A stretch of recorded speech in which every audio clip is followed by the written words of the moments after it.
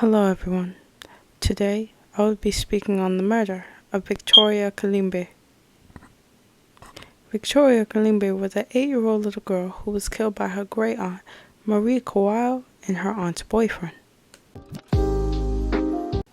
Victoria Climbié was born in Abobo, Ivory Coast on the 2nd of November 1991 to Francis Climbié and Berthe Amosi.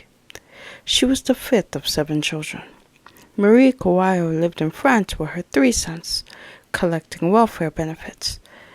When Kouao was attending her brother's funeral in the Ivory Coast, that's when she visited the Climbié family in October 1998.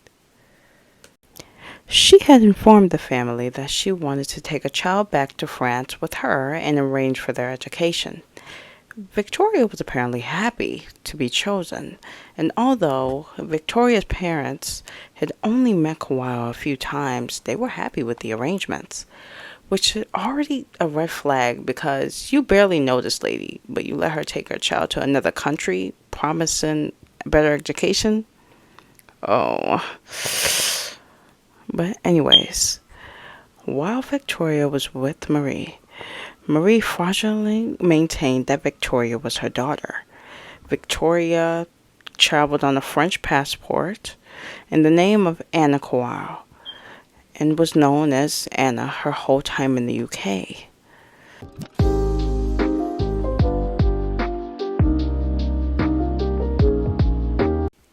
It was possible that Kouao and Climbié moved to Paris in November 1998, where Victoria enrolled in school.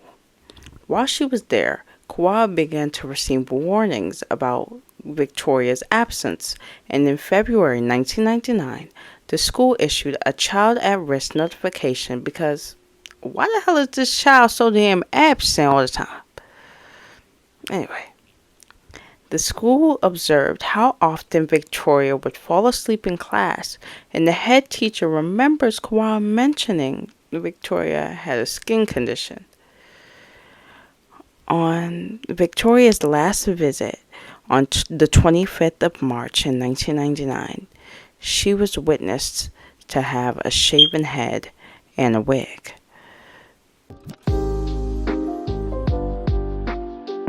While Kouao and Victoria's time in West London, they had visited social services under 20 times for housing and financial purposes. Though each time she was turned away because she wasn't eligible on the grounds, Victoria was with Kouao for at least 10 of these occasions. The staff noted that Victoria looked unkempt, small, and frail. However, they did not take any actions and may have assumed that Victoria looked like that so that Kouao may have gotten a handout.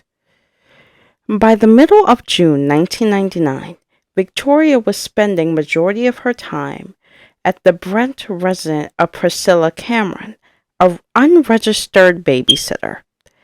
Cameron, on several occasions, seen small cuts under Victoria's fingers. When questioned by Cameron, Kouao claimed it was because of razor blades Victoria had played with. Cameron, in my opinion, Cameron should have called CPS just right that minute because why is the child playing with some razor blades? But anyway, on the 14th of June in 1999, Victoria and Kouao met one of Kouao's friends while walking, and the friend noticed a gash on Victoria's cheek, in which Kouao said that it was caused by Victoria falling on the escalator. Kouao's friend, Aka, ended up visiting Kouao and Victoria's home and deemed it unfit for Victoria. A day later, Aka called Brent Social Services and expressed concern for Victoria's well-being. Since no one did anything, Aka phoned again to make sure her concerns were being heard. On June 14th, Kouao and Victoria met Carl Manning on a bus which he was driving, and that was the start of Kouao's and Manning's relationship. Soon after, Victoria and Kowal moved into Manning's one-bedroom apartment building. On July 13th, 1999, Marie Kowal took Victoria to babysitter Cameron and wanted Cameron to keep her permanently because Manning did not want her. But Cameron refused and only accepted her for the night. While Victoria was there, Cameron's children noticed that there were many injuries on her, like burns on her face and loose piece of skin hanging from her right eyelid. When questioned, Kawhi said that it was self-inflicted. Manning, on the other hand, admitted to causing harm to Victoria, saying he would hit her because of her incompetence, starting with slapping her face and then escalating to using his fists. The next day, Avril and Patrick, Cameron's children, had took Victoria to their French teacher, and the French teacher recommended that Victoria go to the hospital. So, 11 that morning, Avril took Victoria to the hospital. Victoria was seen by Dr. Rise Benyon. Benyon took Victoria's history from Avril and concluded that the injuries weren't accidental. When asked about the injuries, Victoria said that they were self-inflicted, a claim that the pediatrician did not think was credible. The doctors alerted Brent Police and Social Services, and she was placed under police protection, a 72-hour hold order preventing her from leaving the hospital. Kowal told the doctors that she had scabies and that the injuries were self-inflicted. Many doctors and nurses suspected that the injuries were non-accidental. Kowal took Climbié home on the 15th of July.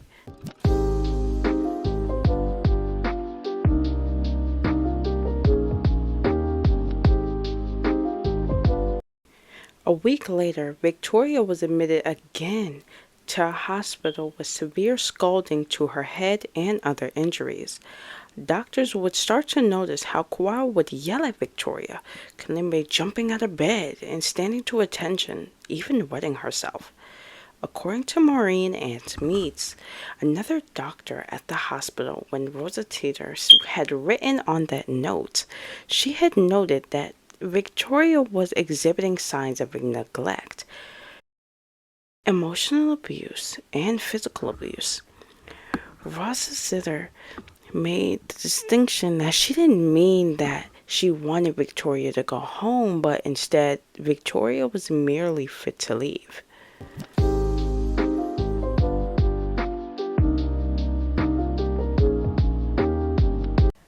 On August 7th, 1999, Kowal visited Ealing Social Services.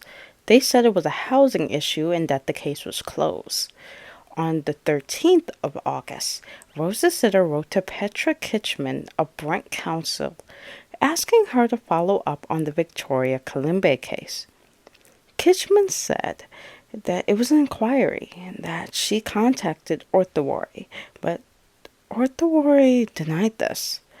Later, on the 2nd of September that same year, Rosa Sitter sent a second letter. Kitchman said that she spoke to Orthowary about it again, but Orthowary denied it once again.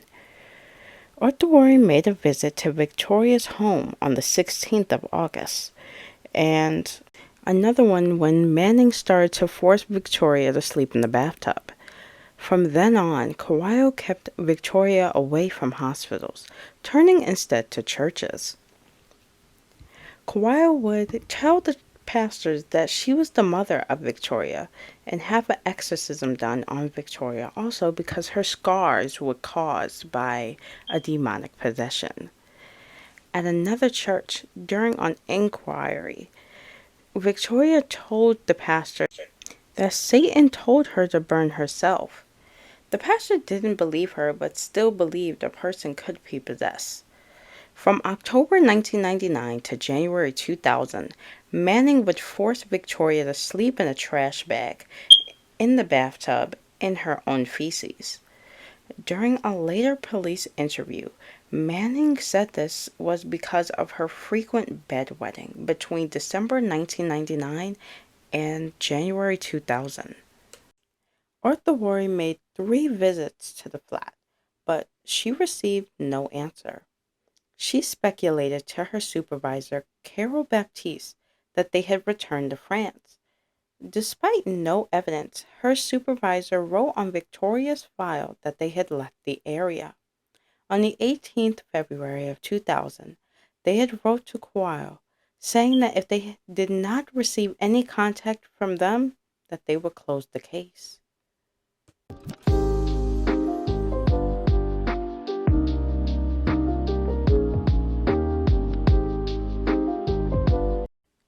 On the 24th of February 2000, Victoria Climbié was taken unconscious and suffering from hypothermia, multiple organ failure, and malnutrition to the local church.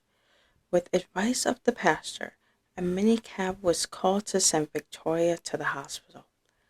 Victoria was rushed straight to the accident and emergency department at North Middlesex Hospital.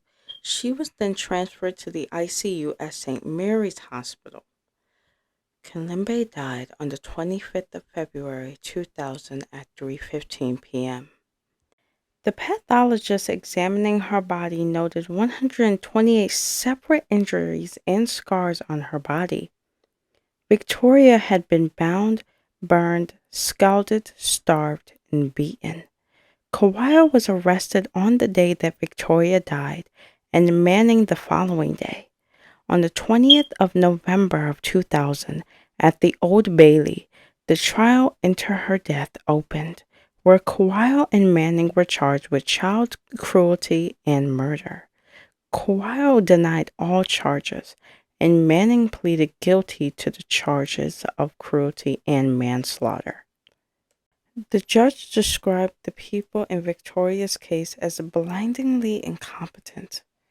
In his diary, Manning described Victoria as Satan and said that no matter how hard he hit her, she did not cry or show signs that she was hurt. On January 12, 2001, both were found guilty and sentenced to life imprisonment.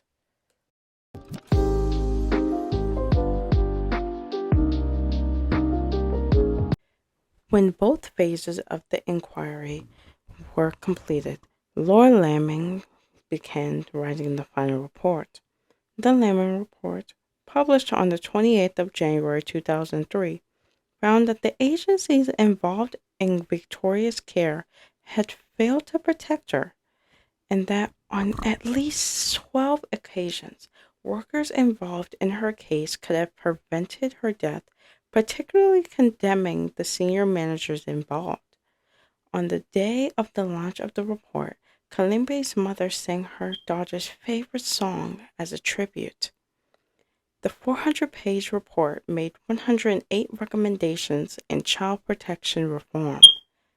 Regional and local committees for children and families are to be set up, with members from all groups involved in child protection. There were a lot of criticism of the agencies and how they handled Victoria's case. DMM developer Patricia Kittenden commented that while the Laming report pointed out the telltale signs had been missed, the signs were present and noticed, but their meaning was not understood.